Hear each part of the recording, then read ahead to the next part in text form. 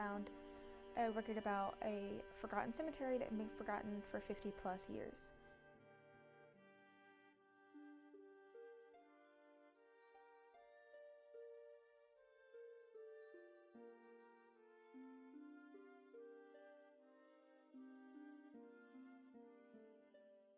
To start everything, you have to ask what happened and how they found the cemetery. Most of the officers at the national park will tell you a different story. Hi, my name is Tom Hill. I'm the museum curator at Hot Springs National Park. In the 1980s, a local resident out here notified our law enforcement rangers that somebody had left a car parked on the road, and they came out here to investigate, and they found some people trying to dig up Mr. Lawrence. They were trying to see what artifacts they could find in his grave. So they were arrested, sent off to jail.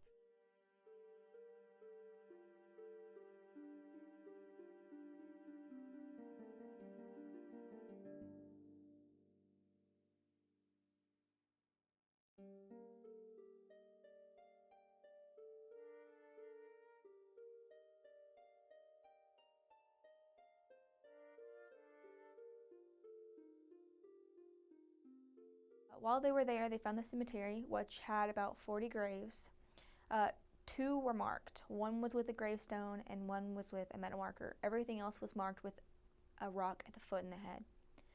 And right next to it was a dump that was obviously a white dump. There was trash everywhere that they had to collect and use as artifacts, and there's still trash there today.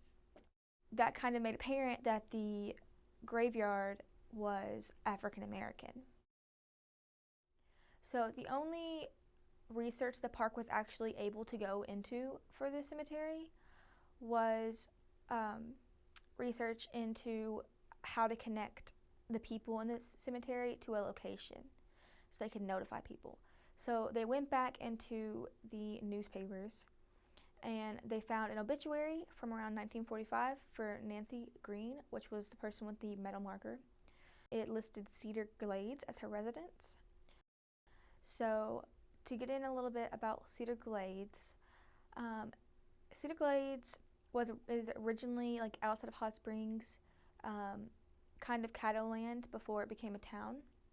So a lot of Indians went there because there was a river like right through the town, and it was very good for like planting things, good for getting around, and so people started settling there as a post office, and then people came more and more because the land was so good for farming and the river brought trade like right to them. So people started, even through the Civil War, they were there and like doing good. The population was growing, they were making a lot of money, and everyone was pretty much doing good until the era of electricity came in. They never really converted towards the era. They never had like phones, they never used electricity, they were still with their like oil lamps and such. And the reason for their like lack of progression is basically because the town had announced that they were going to build a dam right on the river. So basically in a few years the town would be a lake. So no one really progressed, they kind of just left because soon enough they would all have to move off. So the population died down until the Blakely Dam was built, and now that's where Washita Lake is. So basically all the artifacts we could recover or anything like that are underwater, and the most probable reason for the cemetery being where it is now is they had to uproot people from the graves that they had at Cedar Glades and move them because people wanted to be able to pay their respects to the dead. And of course, being a time of segregation still, they didn't want to actually like put the African Americans in the same graves as whites, so they had to make 2 different cemeteries. And most likely the people that did it were just doing it like out of respect for dead people, and because African Americans wouldn't have had the money at the time to uproot those graves, so they didn't really tell anyone where the graves were going. A lot of people from Cedar Glades came into Hot Springs, and because that was like the nearest town that had all of the amenities that Cedar Glades wouldn't have.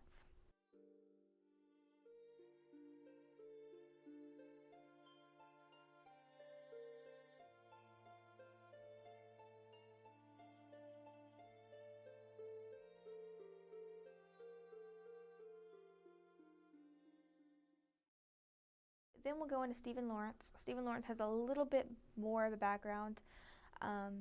He was born in North Carolina during the Civil War. So the first colored unit was in Tennessee, and Stephen Lawrence made his way to Tennessee and signed up for the first heavy artillery unit. He was in the Company H. He did not last very long in the war because he contracted smallpox, and it took his eyesight, and at that point the military would no longer let him serve. So they honorably discharged him and sent him on his way. He landed in Hot Springs on the outskirts of the city. He became a farmer and got a land grant and a pension from the government, all for his services in the military. At that point, he married his first wife, Margaret McNutt. They had 3 children. It's stated in many places that they had 3 children, but only 2 are ever recorded in the census. And then after his wife died, he married his second wife, Serena Newman, with which he had 1 child.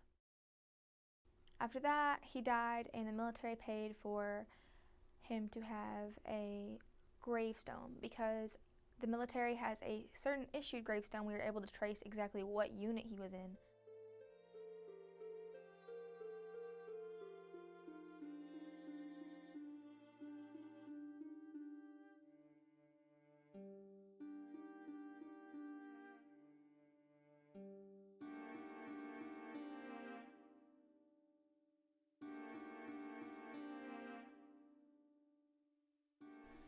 So at that point, we kind of just handed over the records to the national park, hoping that maybe they can track some more of the descendants, because through that we can talk to the descendants, notify them if they have no idea, talk to them, and possibly get an idea of who the other people in the cemetery are.